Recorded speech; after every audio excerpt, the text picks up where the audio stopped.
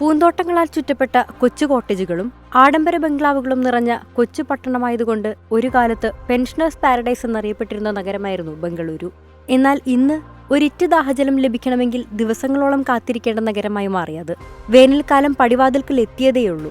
ഇതിനോടകം തന്നെ ഇന്ത്യയുടെ IT ഹബ്ബായ ബംഗളൂരുവിൽ കടുത്ത ജലക്ഷാമം അനുഭവപ്പെട്ടു തുടങ്ങി.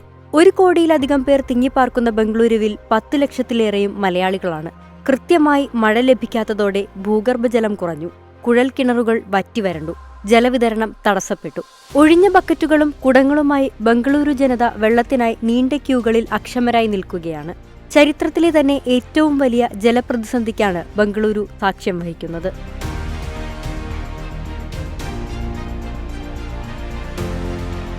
നിലവിൽ പ്രതിദിനം 1850 മില്യൺ ലിറ്റർ വെള്ളമാണ് ബംഗളൂരു നിവാസികൾക്കുള്ളത്. എന്നാൽ 1680 മില്യൺ ലിറ്റർ വെള്ളം കൂടി അധികമായി വേണ്ടതുണ്ട്. ബംഗളൂരുവിൽ കുടിക്കാനും കുളിക്കാനും മാത്രമല്ല, മനുഷ്യന്റെ പ്രാഥമിക ആവശ്യങ്ങൾക്ക് പോലും നിലവിൽ വെള്ളമില്ലാത്ത അവസ്ഥയാണ്. അതുകൊണ്ടുതന്നെ ശുദ്ധജലം പാഴാക്കുന്നവരിൽ നിന്ന് 5000 രൂപയുടെ ഭീമൻ തുക പിഴയായി ഈടാക്കുകയാണ് ബംഗളൂരു വൈറ്റ്ഫീൽഡിലെ ഹൗസിംഗ് സൊസൈറ്റി.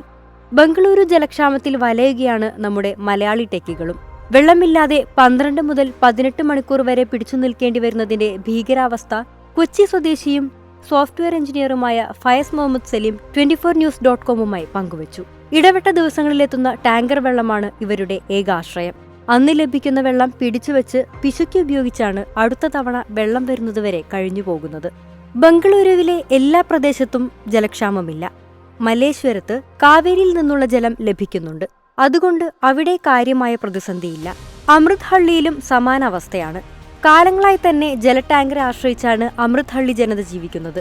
ആഴ്ചയിൽ 2-3 ദിവസമാണ് അമൃത് ഹള്ളിയിൽ ടാങ്കർ എത്തുന്നതെന്ന് അമൃത് ഹള്ളിയിൽ സ്ഥിരതാമസമാക്കിയ മലയാളി അതുല്യ സേതുമാധവൻ 24news.com പറഞ്ഞു. എന്റെ അച്ഛൻ്റെ അമ്മയുടെ വീട് വന്നിട്ട് മല്ലേശ്വരത്താണ്. അവിടെ ഞങ്ങൾക്ക് വാട്ടർ ക്രൈസിസ് അങ്ങനെ തോന്നിയിട്ടില്ല. ബിക്കോസ് ഞങ്ങൾക്ക് ഓൾമോസ്റ്റ് എല്ലാ ദിവസവും കാവേരി വാട്ടർ വരുന്നുണ്ട്. സോ വെള്ളത്തിന് ഇതുവരെ അവിടെ ഒരു ബുദ്ധിമുട്ടും ഇല്ല. ഇവിടെ ഹസ്ബൻഡിന്റെ വീട്ടിലാണെങ്കിലും കാവേരി വാട്ടർ ഇവിടെ പണ്ടേ വിടുന്നത് ആക്ച്വലി ഒരു ആഴ്ചയിൽ 2 ദിവസം 3 ദിവസം മാത്രമേ ഉള്ളൂ. സോ അതുകൊണ്ട് ഇവിടെ യൂഷ്വലി ടാങ്കറാണ് വരുത്തുന്നത്. ടാങ്കറിന്റെ വില കൂട്ടി, ലൈക്ക് വെള്ളം കുറവാണെന്ന് പറഞ്ഞതുകൊണ്ട്. പക്ഷെ അതല്ലാണ്ട് വേറെ ബുദ്ധിമുട്ടൊന്നുമില്ല. ആൻഡ് യൂഷ്വലി ഇത് കോൺഗ്രസ് വന്നു കഴിഞ്ഞാൽ ഞങ്ങൾക്ക് ഇതുള്ളതാ. സോ കാവേരി വാട്ടർ പ്രശ്നവും കാണും, ഇവിടെ ടാങ്കറിന്റെ റേറ്റും കൂട്ടും.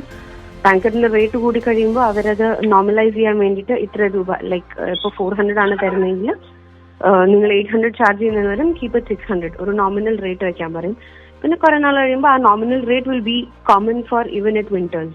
വെള്ളമുള്ള സമയത്തും വെള്ളം ഇല്ലാത്ത സമയത്തും ഇപ്പൊ എന്ത് നോമിനൽ റേറ്റ് വയ്ക്കുന്നോ അത് ഫിക്സ് ആവും. സോ അത് കുറച്ച് പ്രശ്നവും. ബട്ട് അഗൈൻ വെള്ളത്തിന് ഇതുവരെ ബുദ്ധിമുട്ട് വന്നിട്ടില്ല. 2-3 ദിവസം കൂടുമ്പോൾ ടാങ്കറുകളിലെത്തി വെള്ളം നൽകുന്നത് കൊണ്ടാണ് പിടിച്ചു നിൽക്കാൻ സാധിക്കുന്നതെന്ന് പറയുകയാണ് സർജാർപൂർ റോഡിൽ താമസിക്കുന്ന മലയാളി ശ്രീരാജ്. വെള്ളം വരുന്ന ദിവസങ്ങളിലാണ് തുണി കഴുകൽ പോലുള്ള ദിനചര്യകൾ പൂർത്തിയാക്കുന്നത്. ഓരോ തവണയും ടാങ്കർ ലോറിയിൽ വെള്ളം വരുമ്പോൾ 2800 രൂപ വരെ നൽകേണ്ടതുണ്ട്. 8 കുടുംബങ്ങൾ താമസിക്കുന്ന ഹൗസിംഗ് കോംപ്ലക്സിൽ 2 ദിവസം കൂടുമ്പോൾ ടാങ്കർ വരുന്നത് കൊണ്ട് ഒരു മാസം തന്നെ 30,000-ഓളം രൂപ നൽകേണ്ടി വരുന്നു. പലരും വർക്ക് ഫ്രം ഹോം എടുത്ത് നാട്ടിലേക്ക് തിരികെ പോരുന്നതിനെ കുറിച്ച് വരെ ആലോചിക്കുന്നുണ്ട്. കുറച്ച് താഴെയായിട്ട് താമസിക്കുന്ന സ്ഥലങ്ങളിലുണ്ട്. ഫ്രൈഡേ ഈവനിങ് പോയി കഴിഞ്ഞാൽ പിന്നെ മൺഡേ മോർണിംഗേ വെള്ളം വരാറുണ്ട്. അത്രയും പ്രശ്നമുള്ളതും ഉണ്ട്. പിന്നെ ഇപ്പം വലിയ വലിയ ഇങ്ങനെ ചെറിയ അപ്പാർട്ട്മെന്റ്സ് മാത്രമല്ല, ഇപ്പൊ ഇവിടുത്തെ വലിയ ഹൗസിംഗ് കോംപ്ലക്സസിൽ പോലും ഒരു 1 വീക്ക് 1 മന്ത് ആയിട്ടൊക്കെ വെള്ളം കുറവാണ്. വരുന്ന വെള്ളം മടിയാണ് എന്നൊക്കെ പറഞ്ഞ് കംപ്ലൈന്റ്സ് കുറെ ഉണ്ടായിരുന്നു. ഇപ്പം റെഡിറ്റിലൊക്കെ കുറെ വായിക്കുന്നുണ്ടായിരുന്നത്. ഉപയോഗത്തിലില്ലാത്ത ടാങ്കറുകൾ വാടകയ്ക്കെടുത്ത് കൂടുതൽ വെള്ളം ജനങ്ങളിലേക്ക് എത്തിക്കാനുള്ള നടപടിക്രമങ്ങൾ സ്വീകരിച്ചു വരികയാണ് നിലവിൽ കർണാടക സർക്കാർ. വേനൽക്കാലം രൂക്ഷമാകുന്നതോടെ ബംഗളൂരുവിന്റെ ജലക്ഷാമം ഏത് തലത്തിലേക്ക് എത്തും എന്നതിനെക്കുറിച്ച് വലിയ ആശങ്ക ജനങ്ങൾക്കുണ്ട്.